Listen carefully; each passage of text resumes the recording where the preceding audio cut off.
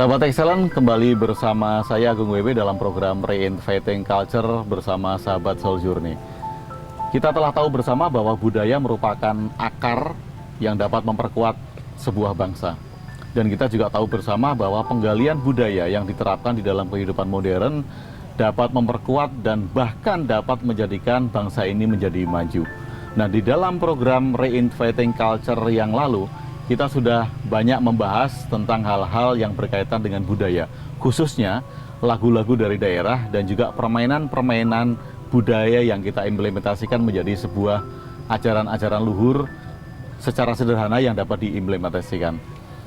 Kalau kita bicara masalah budaya, kita juga akan teringat tentang tradisi dari kerajaan-kerajaan zaman dulu, terutama raja-raja, yang akhirnya mereka jatuh dari status rajanya karena ego dan juga karena ego kekuasaan.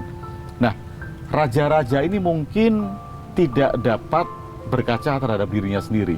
Kemudian para pujangga-pujangga membuat sebuah, bisa dikatakan lucon atau sebuah lagu untuk memperingatkan agar para raja-raja penerusnya ataupun para pemimpin penerusnya dapat mengimplementasikan hal itu. Di sini bersama teman-teman dari Soul Journey, Reinventing Culture, kita sedang membicarakan tentang masalah kepemimpinan, terutama kepemimpinan global dari Indonesia.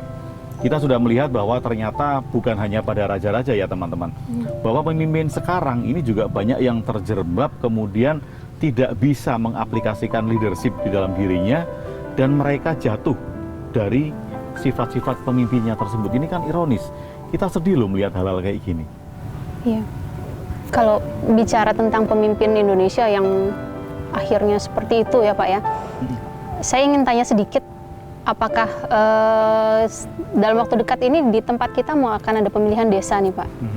Apakah sama pakemnya dengan bagaimana kita harus memilih pemimpin yang besar, seperti pemimpin tingkat Indonesia dengan pemimpin desa yang kecil skupnya, itu bagaimana ya Pak ya? Atau mungkin ada teman-teman yang udah memilih kali ini, dari banyak pilihan, pada milih siapa coba?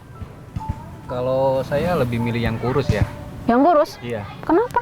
Karena dia itu sudah kenal suksesnya dalam kehidupan dia sendiri. Sukses. Dia bukannya pebisnis? Iya, emang dia pebisnis. Suksesnya dalam artian apa aja maksudnya? Dia itu seorang pengusaha yang dia berawal perintisan dari nol sampai sekarang sudah menjadi besar. Oh. Dan sekarang dia mencoba menjadi pemimpin. Misi dia adalah untuk mengangkat masyarakat untuk menjadi lebih mandiri dan sukses. Wah, ide bagus itu. Jadi di sini memang ada satu pemimpin yang masyarakat tahu bahwa dia sudah sukses duluan ya. Iya Pak. Iya. Ada Pak. Jadi ada pemimpin, dia menjadi pemimpin yang sebelumnya dia sudah sukses gitu. Iya. Oke, dan ini adalah satu cara pandang bahwa dia menjadi pemimpin yang sebelumnya sukses, kita sudah beranggapan bahwa oh, ini pasti sukses karena dia sudah tidak berpikir apa-apa lagi gitu ya. Saya mikir seperti itu Pak. Kalau jagoanku yang gendut.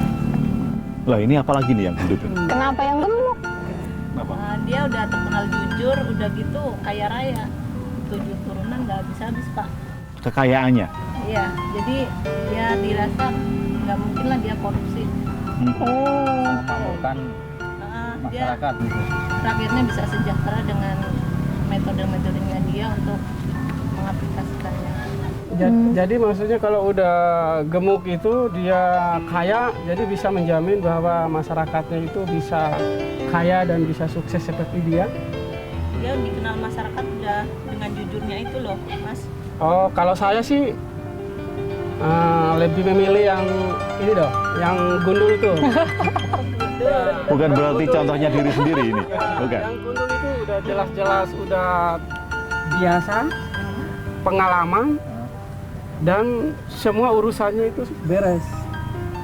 Masa tapi kita milih yang gundul terus dari tahun kemarin, periode kemarin juga gundul yang terpilih. Mas sekarang kita milih gundul lagi. Iya, udah langganan loh itu.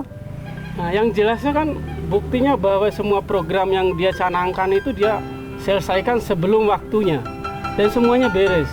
Nah, jadi teman-teman ini mungkin ada 3 karakter gitu ya, ada satu karakter kurus, ada satu karakter gemuk dan ada satu karakter gundul gitu. Iya. Nah, kalau kita melihat sekarang kita kembalikan kepada fenomena raja-raja zaman dulu. Bahwa mungkin ya seperti ceritanya Ken Arok gitu. Masyarakat kan taunya Ken Arok itu baik. Masyarakat taunya saat itu sebelum kejadian sebenarnya dibuka, mereka tahu Ken Arok itu baik. Karena dia menolong dinasti raja zaman itu, kemudian diangkat menjadi raja. Ini kan masyarakat diarahkan persepsinya terhadap sebuah pemimpin. Ya mungkin seperti sekarang, bahwa ada teman yang berpersepsi bahwa kurus itu baik. Ya persepsi bahwa gemuk itu baik, persepsi bahwa gundul itu baik gitu. Tapi ternyata kalau kita melihat lagi sejarah Ken Arok, ternyata Ken Arok mencapai tingkat kepemimpinannya itu dengan cara membunuh raja sebelumnya. Ini kan ironis sekali loh teman-teman. Mengerikan. Jadi antara kurus, gemuk dan gundul ini gimana kira-kira supaya kita semua itu bisa mempunyai persepsi yang baik terhadap pemimpin? Tapi yang jelas ya Pak ya, ini kalau yang gundul ini posisinya udah pengalaman dan kita udah beberapa kali dia naik gitu, ternyata semua urusannya beres. Kenapa-apa kayaknya mudah. Buktinya Saya- masyarakat kita juga gini-gini aja terus dari periode kemarin-kemarin dipimpin si Pak Gundul itu. Iya loh, nggak ada yang suatu hal yang baru. Mungkin justru malah nanti dia kena gundul-gundul pacul lagi nanti. Yang jelas ya, yang jelasnya itu jangan sampai kita itu memposisikan ini kita coba-coba karena ini kita cari pemimpin, kita coba-coba, jangan sampai kita berharapnya oh ini bagus, tapi ternyata lebih buruk dari yang sudah ada. Karena itu ya milih aja deh yang gundul aja deh, nggak usah dipikirin lagi yang lainnya. Kalau sekarang intinya kita memilih pemimpin yang jujur dan bertanggung jawab aja lah. Itu menurut pribadi saya. Kalau menurut saya yang sukses lah. Karena kalau orang sukses dia punya pengalaman yang cukup banyak, terus juga bisa membawa, apalagi misinya dia adalah membawa masyarakat untuk mandiri dan sukses seperti dia. Nah, teman-teman, kalau bicara masalah kurus, gemuk, dan gundul tadi, tentu saja kita harus ada pedoman atau kita masih harus melihat pemimpin itu seperti apa sih? Kan seperti itu ya teman-teman ya. Iya, Agar betul-betul. kita bisa tahu apa yang menyebabkan seorang pemimpin itu bisa jatuh ke bawah. Sahabat Excellent, ada satu bait lagu yang akan kita terjemahkan dan akan kita ambil maknanya, sangat bagus sekali. Ini merupakan cerminan bahwa pemimpin harus bisa melakukan dan tidak terpleset untuk meniru dari lagu tersebut. Kita akan kembali setelah ini.